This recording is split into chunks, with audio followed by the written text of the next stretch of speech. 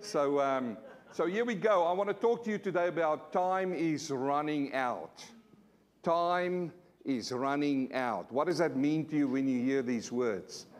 You know, if you do a personal application of that, for a lot of you, time is running out. I know all of us sitting here, the body clock's time is running out. Who knows that? I read the book. I've read the Bible. I want to tell you, folks, we all die. We're all going to die. Who knows that? I've been preaching out of a funeral home saying this to you. I mean, if you are a first-time listener online, we are preaching in a funeral home. We've been here for 9 years, and nobody has died, and we don't bring corpses out there because there's nothing behind here. There's only a sound box behind here, okay? But I've read the book, we all die. And I know we cling on to life, but there's one life that you have to cling on, and that is eternal life.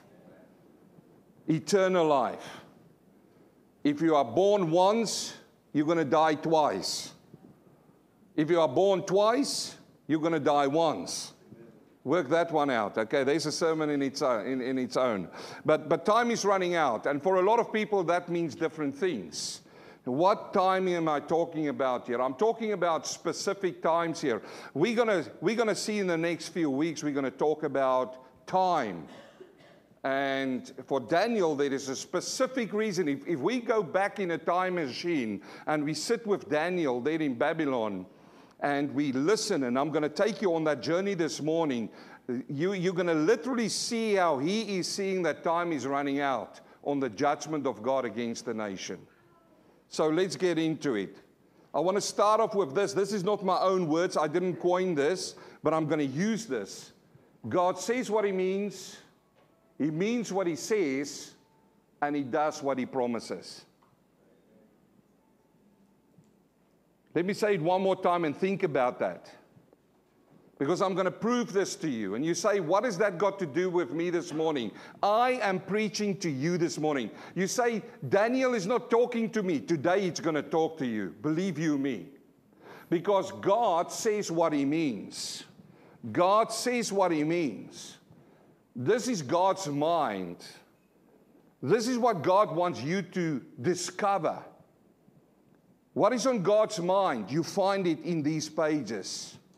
If you open them up, you're going to see what God means. And then he means what he says. Every single word in your Bible is meant by God. And this is the amazing thing. Every single thing that's written in this book, which is the mind of God, is going to come true. It's going to come to fruition.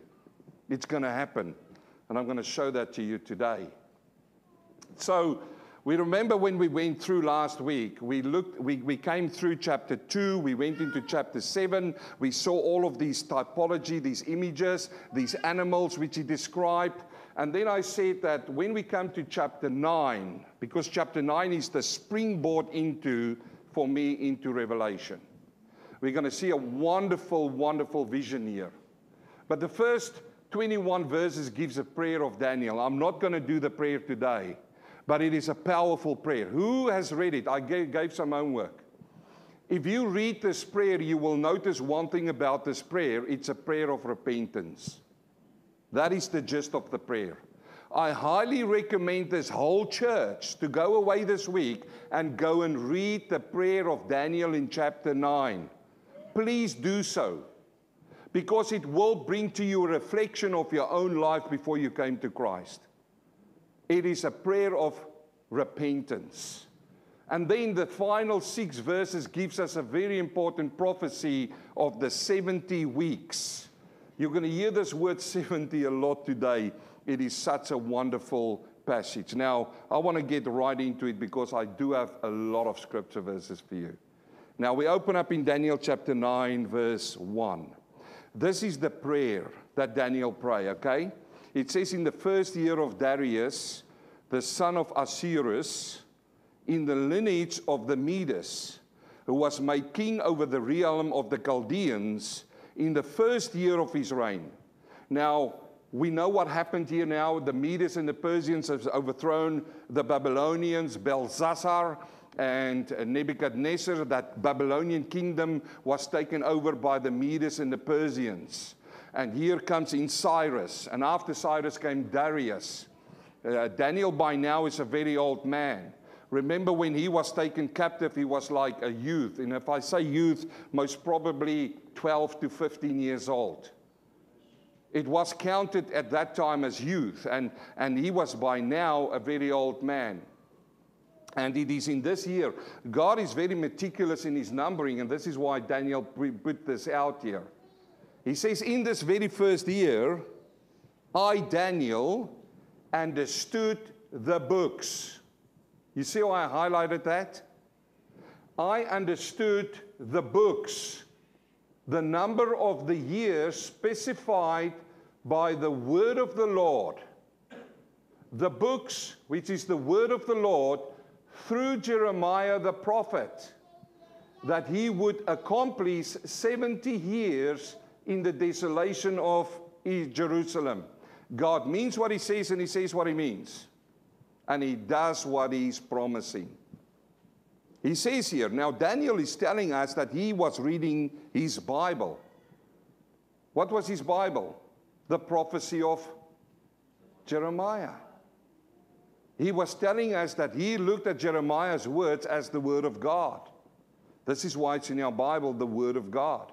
If you want to hear God speak, don't wait for his audible voice. Open up the written word, which is the Logos. This is the Logos. And once you start reading it, it becomes Rhema. It becomes alive. Daniel was studying these books. He was reading them in this particular day. And then, when he went through Jeremiah the prophet, he understood something. And I've put a key down here because there is a key in this verse, and the key for me is the 70 years. One can ask the question, why did God choose to punish the nation 70 years? Why not 50 years? Why not 10 years? Come on. I mean, if you murder somebody these days, you get off with 2 or 3 years, and some gets 10 and 15 years, and some gets 20 years, and some gets life, isn't it? Who decides on these times?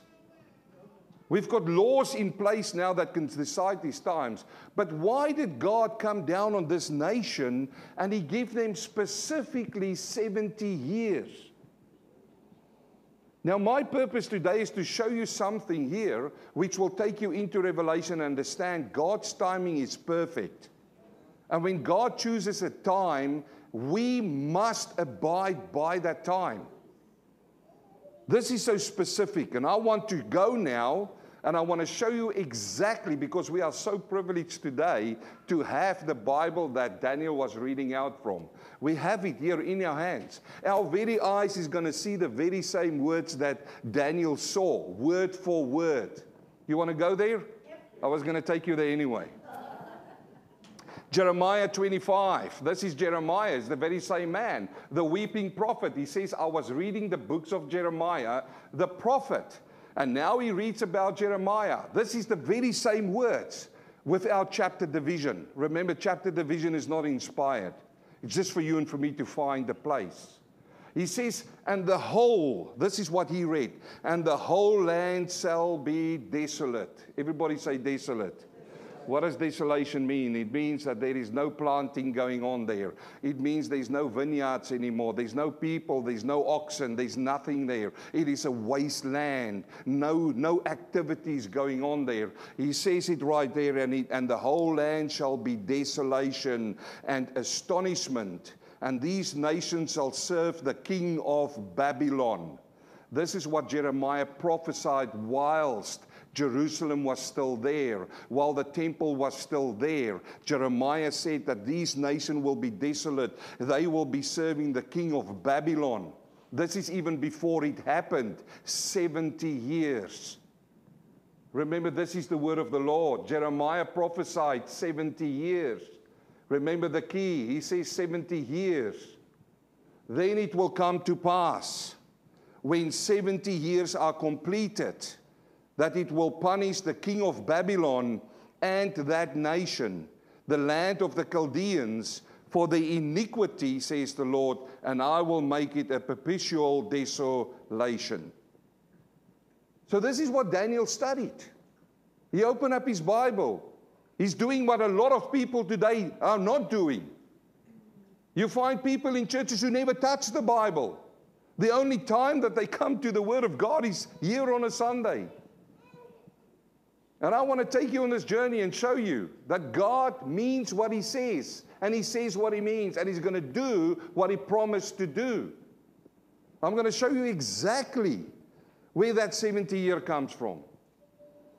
Jeremiah is here. He's telling these people, he says to them, if you don't stop with your iniquity against God, if you do not repent, please repent and come to God. Isn't that what the brothers is preaching from the streets? Why are these cars driving around here? Why is the churches not full in our day and age? It is the same as in Jeremiah's days. The cry is going out to you. Listen online. It's going out to people who's making a mockery of God. They say, where is God? I continue in my sin and I see no consequences. Though the preacher is standing there every Sunday and he's shouting from the pulpits that if you sin, there is consequences. Jeremiah did the same. He went a little bit further. He started weeping. He started crying. But instead of repenting, instead of humbling themselves, the people's hearts got harder and harder. And they started seeking fault with the prophets. And they killed the prophets. It's still happening in our days. People will come into this place. They will hear the gospel. And they will walk out there and they will kill the messenger. Not physically, obviously, because I'm still here. But this is a serious message. You don't play with God. Listen to me this morning. You don't play with God. Because if God said it, it's going to happen. Now you say, preacher, why are you getting so excited about it? Let's dig deeper in. We see the very same words that Daniel read in his environment. And then we go to chapter 29, verse 9. And we see again with our eyes what Daniel saw. For they prophesied falsely to you in my name. What is Daniel talking about? He said that there, now, in his nation, before the fall of Jerusalem, prophets came up. And they started prophesying as if they are from God, but they are not, they are false. They said it is okay to sin. God loves you.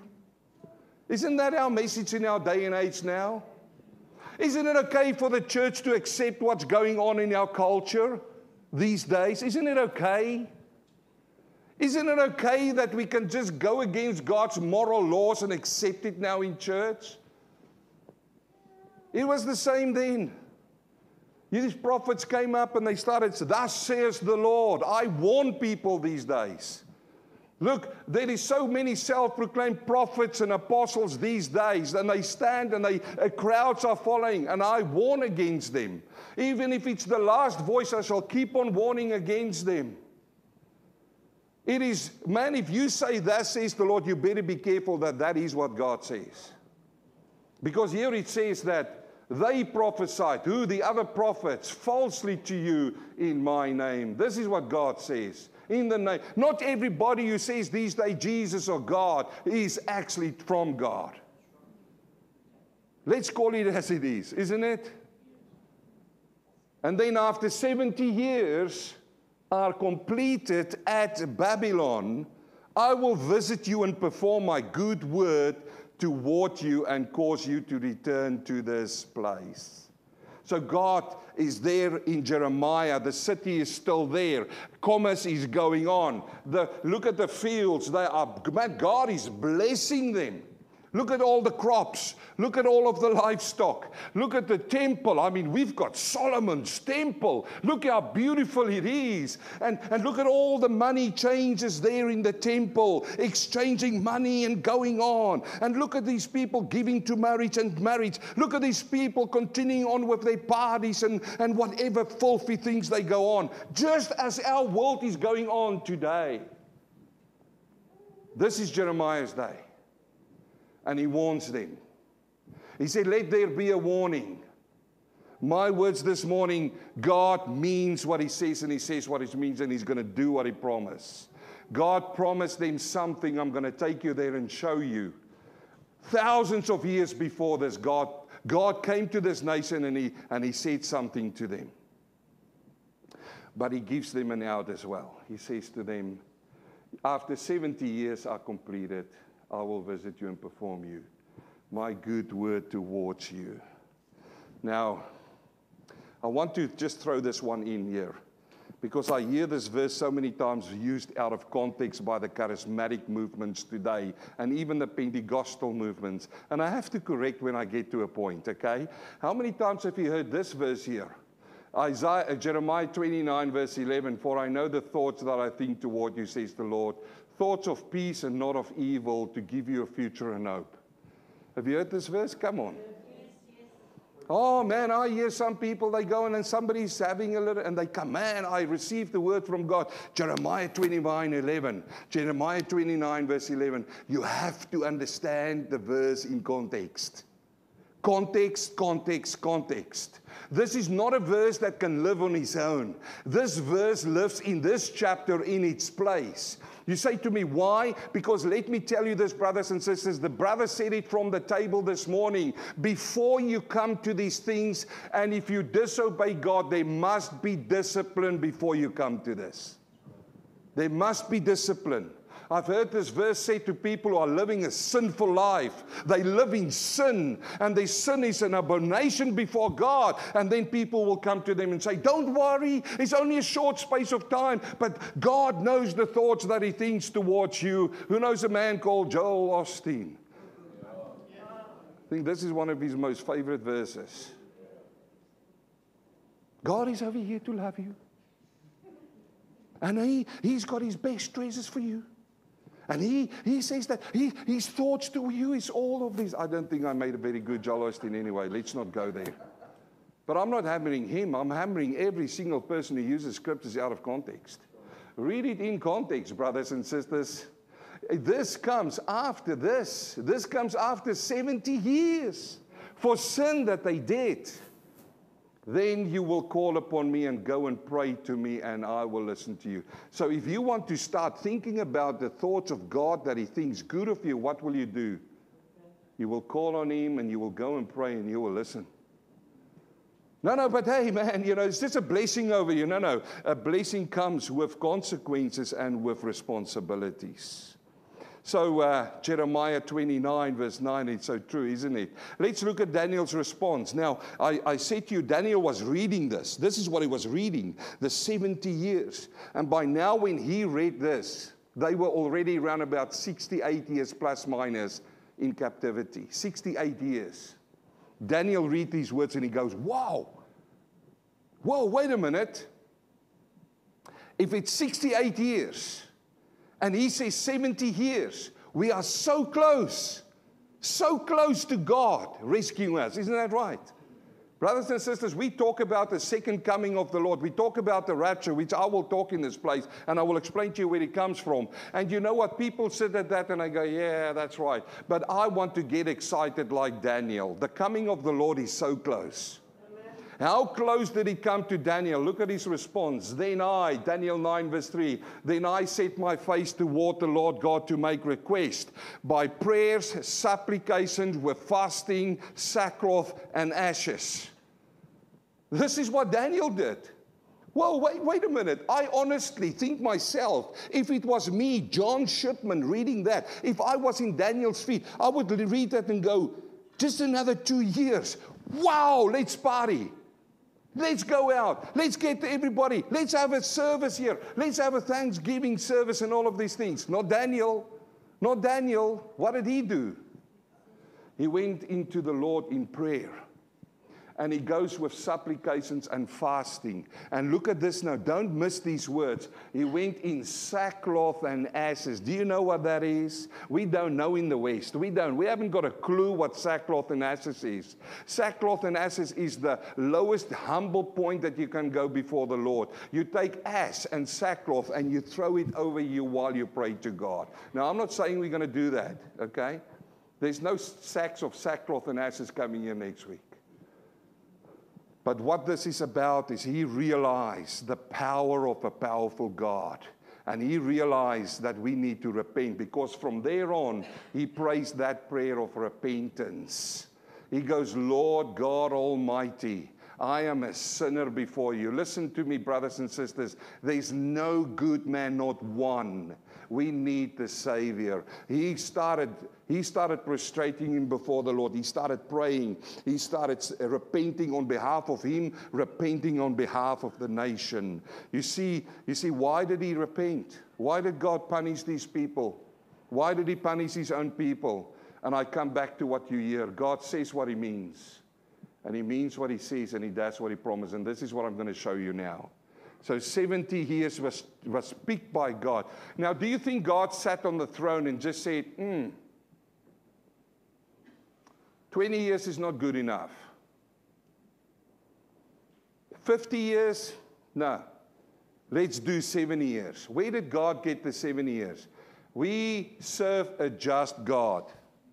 And a just God gives justice in his way. Let's have a look. I want to show you now why they were punished and why it was 70 years. We have to rewind the tape. You see, this is why I say we can't go to Revelation. You need this foundation. We're going to get to Revelation maybe 2 weeks from now, okay? Just pre-warning you.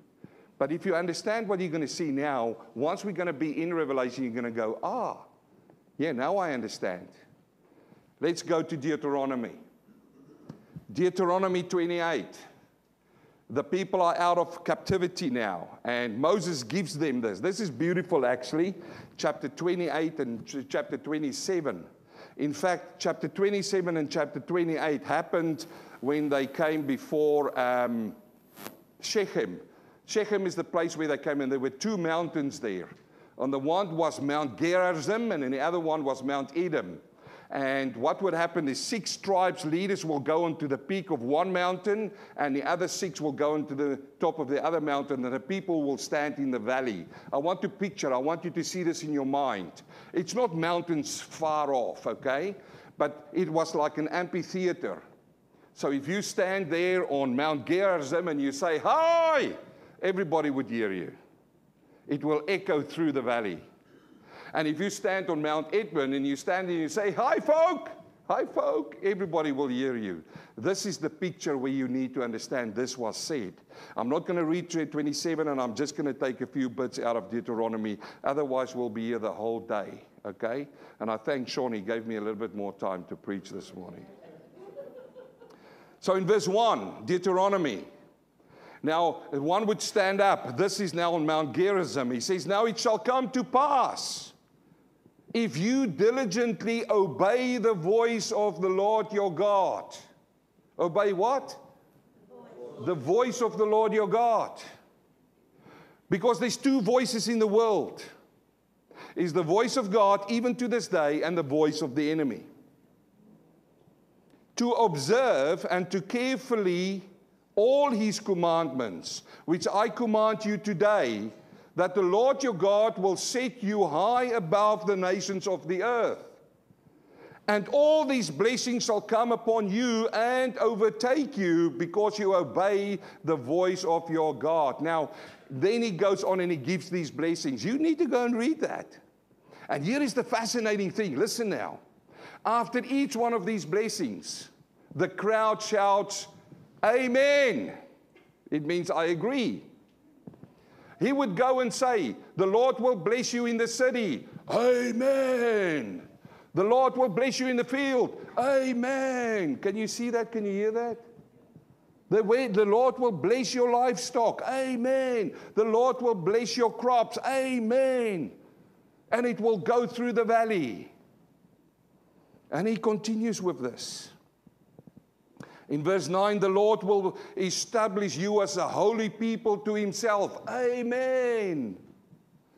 "Just as he has sworn to you, if you keep the commandments of the Lord your God and walk in his ways, then all peoples on the earth shall see that you are called by the name of the Lord, and they shall be afraid of you." Amen. Come on, we can do better than that. Amen. After each blessing, I want to get to heaven and say, "Lord, can you just like a movie roll that back so that I can see it?" It would be fantastic to see this crowd. Man, God is for us. And it is so beautiful. Amen, amen, amen. After each one. And then right down there in chapter 28, verse 15, he uses the word but. Everybody say but. It shall come to pass, and now the people on the other side. You see, the one side proclaimed the promises of God, or the blessings, and the other one, the curses. He says, but it shall come to pass, if you do not obey the voice of the Lord your God, to observe carefully in all his commandments and statutes, and I command you today, all these curses shall come upon you and overtake you. And then this is the fascinating thing. They go over exactly the same list of things that was said under the blessings. The Lord will curse you in the city. And what did this crowd shout? Amen. Now it sounds a little bit deaf, isn't it? The Lord will bless you. Amen. Oh, come on. The Lord will bless you. Amen. The Lord will curse you. Amen. I can imagine that. I don't want to hear about all the things that can happen like that. I want to hear about the blessings of God, isn't it? But there is a condition here, isn't it? He says there, and then he goes on through all the list, and then I fast forward now on. I fast forward on to verse 32, because I want to zoom in now. Now I'm going to use last week's message. Now listen, it gets very good. Your sons and your daughters shall be given to another people. Your sons and if you do not obey God's voice and do his commandments, what's going to happen to your children? They're going to be given to other people. And your eyes shall look and fail, longing for them, and there shall be no strength in your land. Why? Because the young people is gone. The young people is gone. You want to know why a lot of churches are struggling today? They don't obey God's voice anymore. They don't preach his voice anymore, and the young people is out of the churches. There's no strength. The strength is in the young people. I pray, and I say it openly so that you can pray. We must invest in our young people in this church. The world is after our young people. If they take the young people, they own you. They own the country. And here it's the same thing. These people knew about that.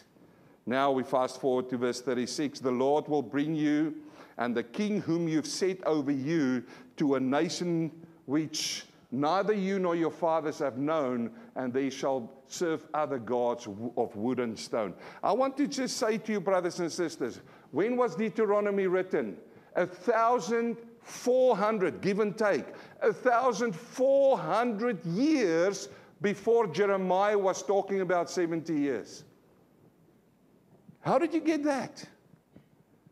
Here now in Deuteronomy, God's talking to the nation. He says, if you obey my voice and do my commandments, you'll be blessed. If not, this is going to happen to you. How long? 1,400 years before Jeremiah, before Daniel.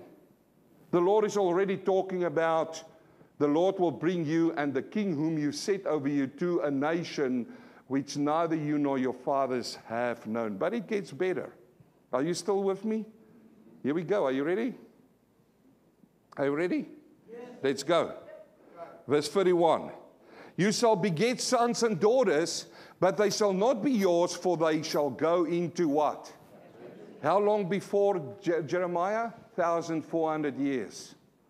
They didn't even know that there was going to be a place called Babylon. They didn't even know these things. But God just calls them to obey. To obey. And here we go now. Look at this. This is a fascinating verse. Verse 49. Look at this verse, because this will bless you. And this is what I mean when I say God means what he says and he says what he means. If I got that the other way around, it's the same thing. When God says something, it's going to happen.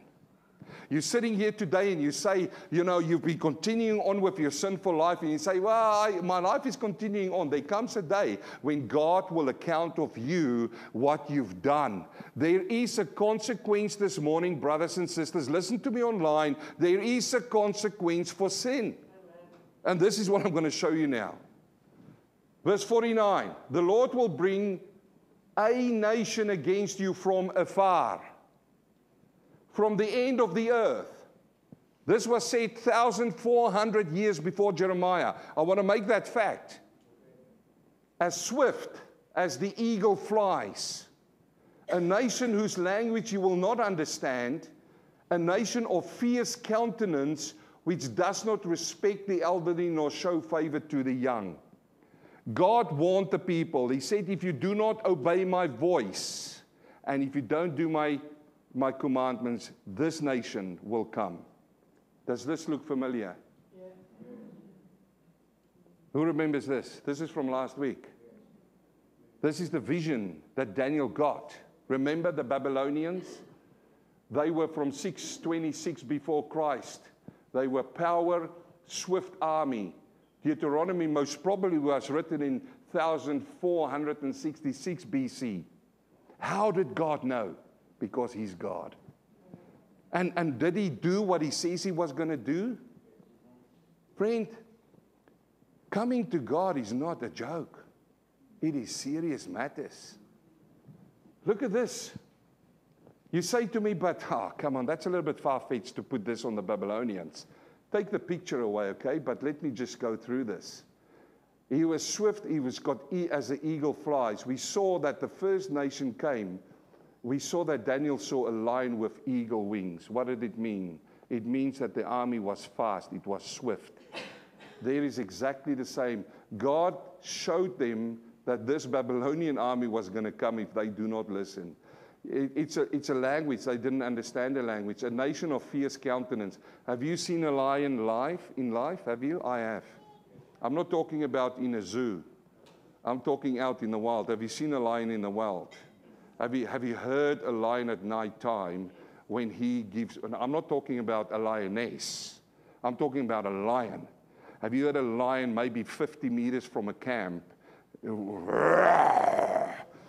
I'm telling you tonight, when you are sitting, I was in the army, I've heard, explosions and so on. That lion's roar goes through your bones. It's a fierce animal. He's the king of the jungle, isn't he?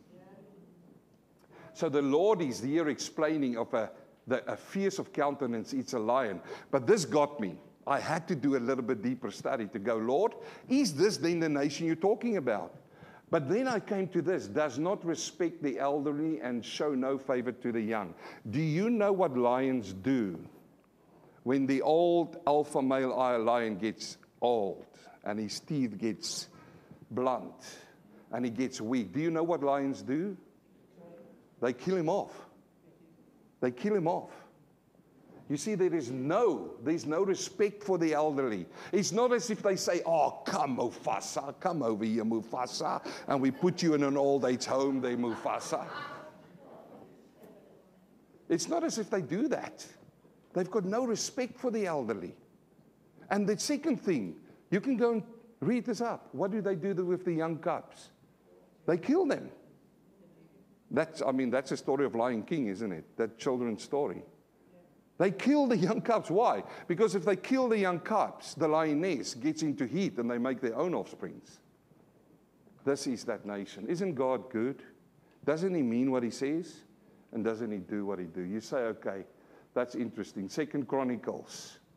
This is written way later. This is round about, he says, therefore he brought against them the Chaldeans, who killed the young men with the sword. You see the young. He killed them with the sword. In house there was a sanctuary. Had no compassion on young man or virgin or the aged or the weak. He gave them all into his hands. You can go and read that in 2 Chronicles, by the way. It's talking about Babylonia. So what does it mean? It means that if God says to you that there's a consequence for sin, you better believe it.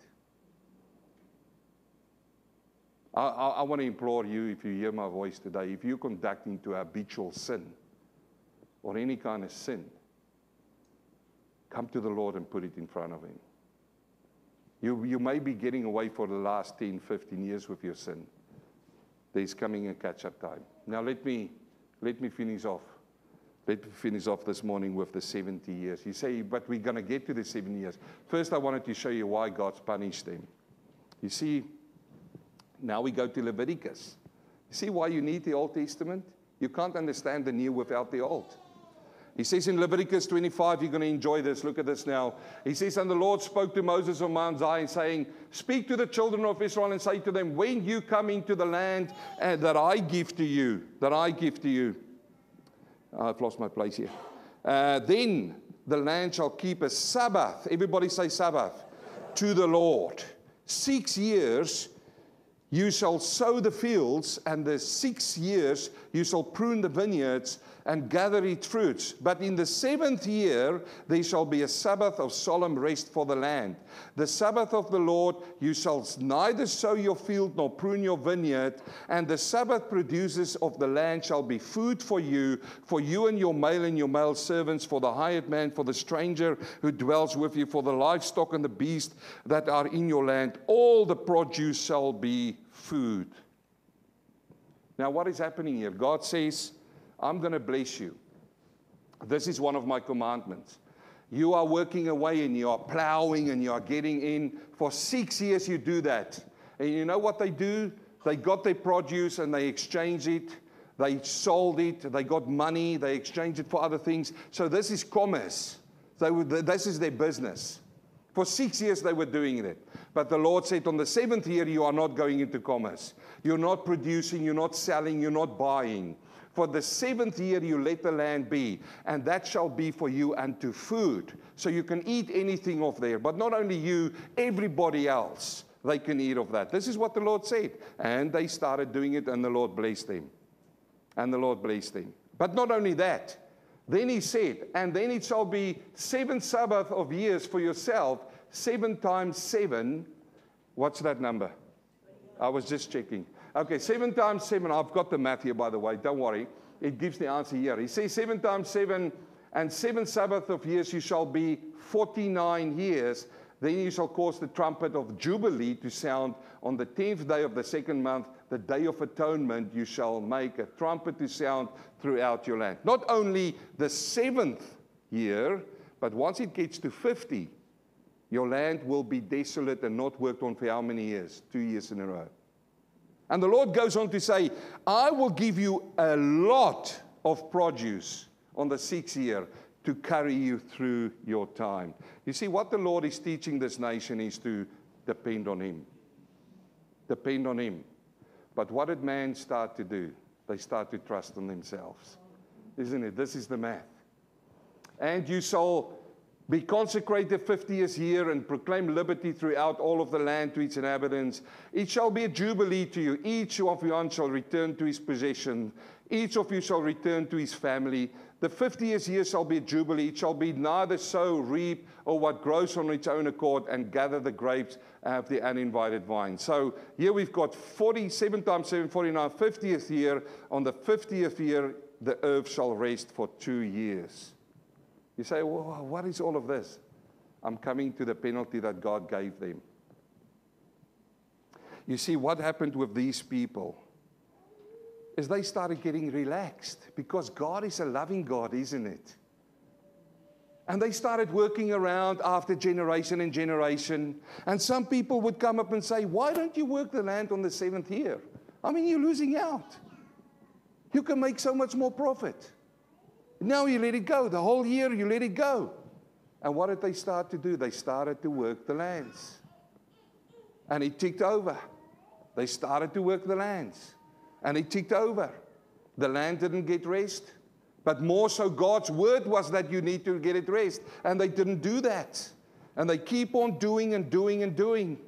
And in verse 21 he says, to fulfill the word of the Lord by the mouth of Jeremiah, until the hand that enjoyed the Sabbath, as long as she lay desolate, she kept Sabbath to fulfill 70 years. So these people didn't hold that Sabbath day on the land any longer.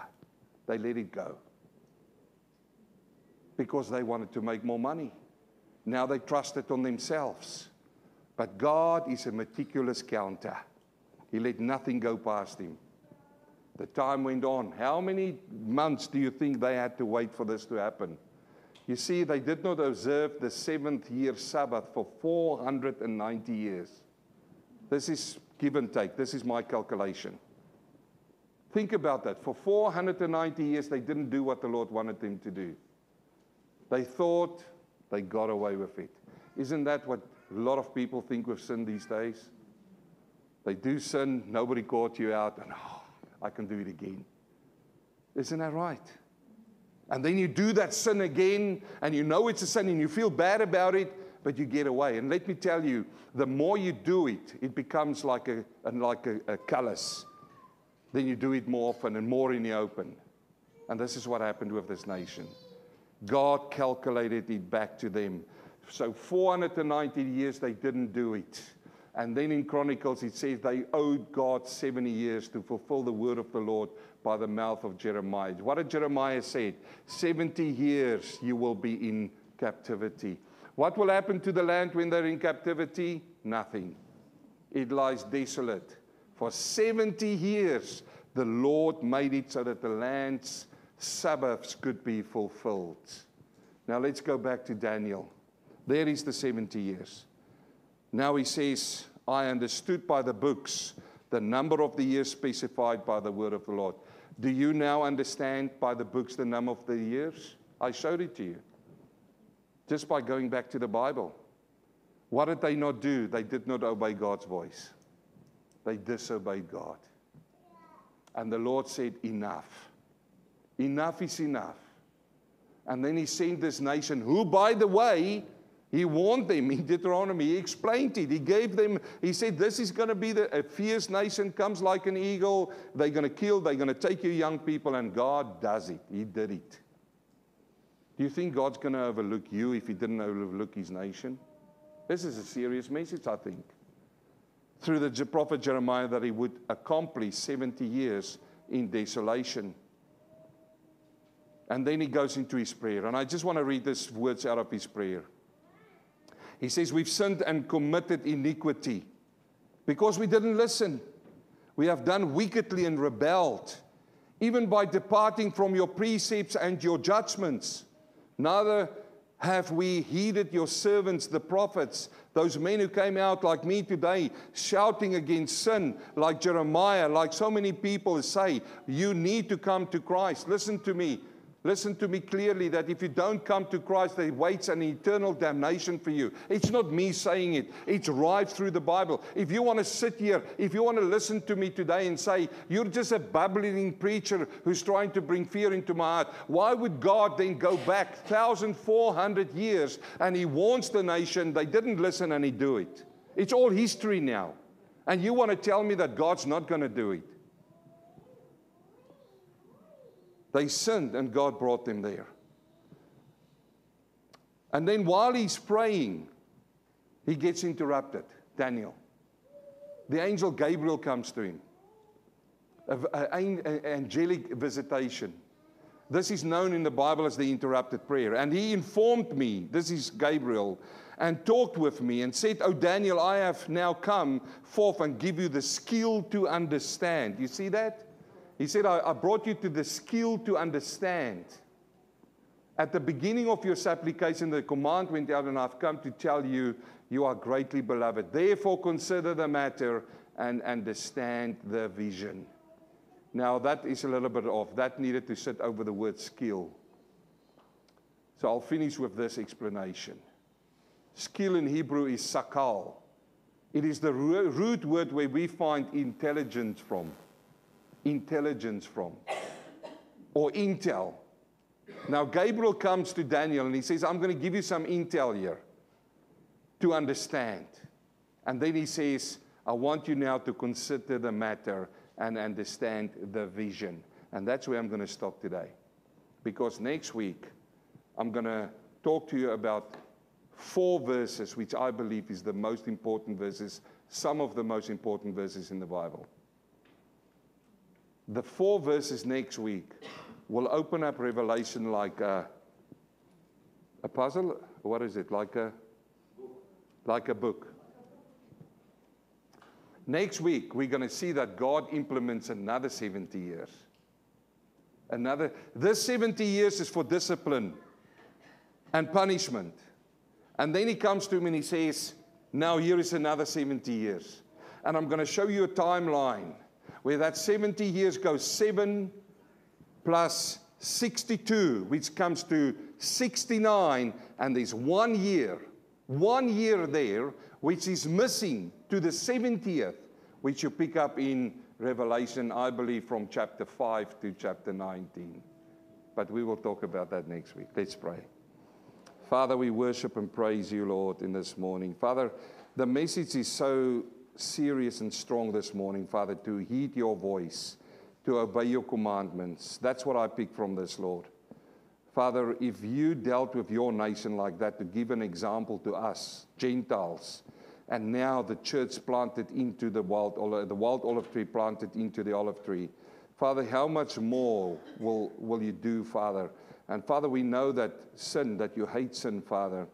And I do want to pray, Lord, if there's anybody here today that the Holy Spirit has touched their hearts to see that you are serious and you mean seriousness, Father, that we will turn from our wicked ways and come towards you, Lord.